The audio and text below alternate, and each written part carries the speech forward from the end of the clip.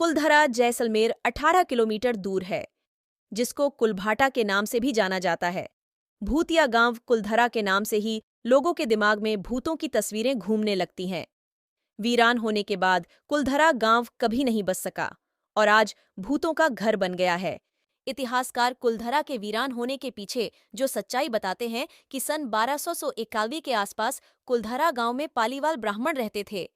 कुलधरा के आसपास के 84 गांवों को भी पालीवाल ब्राह्मणों ने ही बसाया था। पालीवाल ब्राह्मणों बहुत बुद्धिमान और वैज्ञानिक समझ वाले थे। उन्होंने ने कुलधरा की धरती में सोना उगाया था। रेगिस्तान में खेती को पालीवालों की है। सरकार ने कुलधरा गांव को बसाने की बहुत बार कोशिश की, लेकिन नाकामयाबी ही हाथ लगी। कहते हैं कि अगर कोई समृद्ध इंसान रहने लग जाए तो वह बर्बाद हो जाता है। तो चलिए जानते हैं कुलधरा गांव की भूतिया कहानी के पीछे का रहस्य। कुलधरा गांव के मुखिया की बेटी और रियासत का दीवान सलीम सिंह है। कहा जाता है कि गांव के मुखिया की बेटी बहुत ही सुंदर थी। जब सलीम सिंह को गांव के मुखिया की बेटी के बारे में पता चला तो उसने मुखिया की बेटी से शादी करने का फैसला किया। गांव के मुखिया को यह मंजूर नहीं था कि रियासत का दीवान उसकी बेटी से शादी करे, जिसके बाद सलीम सिंह किसी भी तरह से मुखिया की बेटी को हासिल करना चाहता था।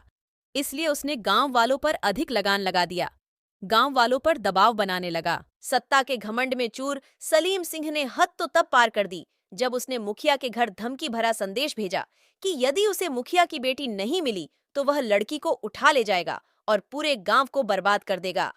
यह बात धीरे धीरे पूरे गांव में फैल गई। यह गांव की बेटी के सम्मान की बात थी। तब कुलधरा समेत आसपास के सभी 84 गांव वालों ने कुलधरा को छोड़कर जाने का फैसला किया। अचानक एक रात को पूरा कुलधरा गांव वीरान हो गया। कुलधरा गांव से जाते समय पाली वालों से श्राप दिया था कि कुलधरा गांव तबाह और बर्बाद हो जाएगा।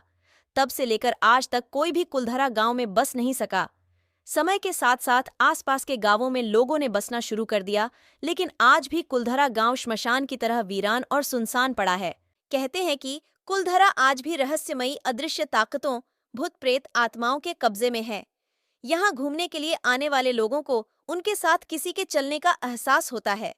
आसपास के गांव वालों को रात में पाली वालों की आहट सुनाई देती है। कुलधरा के बाजार में हलचल का एहसास होता है, मानो ये वीरान बाजार आज भी खुला हो। स्त्रियों की चूदियों, पायलों की आवाजें सुनाई देती हैं। कुलधरा गांव की सीमा पर एक फाटक बना हुआ है जो दिन के समय खुला रहता है, जिससे पर्यटक कुलधरा गांव में आ जा सकते हैं, लेकिन शाम होते ही इस फाटक को बंद कर दिया जाता है। रात के समय कुलधरा गांव में प्रवेश करना मौत के मुंह में जाना है।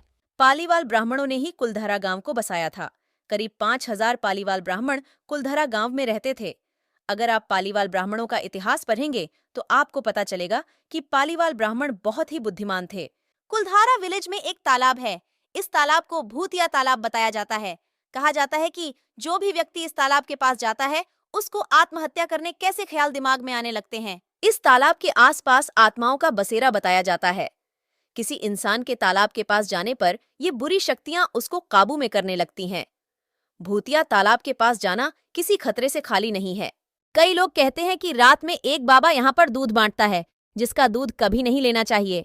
रात्रि में पायलों की किसी के चीखने चिल्लाने के खौफनाक आवाजें आती है, लेकिन कोई भी इनके पीछे का राज नहीं जानता है और न ही कोई आज तक इनका राज जान पाया है। कुलधरा गांव एक श्रापित गांव है। वहां रहने वाले लोग उस गांव में रहने से डरते हैं, क्योंकि उस गांव में माना जाता है कि आत्माओं का वास है। वहां चारों तरफ से तरह तरह के आवाज आते रहती है, जिसके कारण वहां के लोग उस गांव को छोड़कर वहां से जाने लगे हैं। सभी के मन में डर समाया हुआ है। उसे गांव में कोई भी लोग नहीं जाया करते थे, क्योंकि उसे गांव में भूतों का बसेरा है।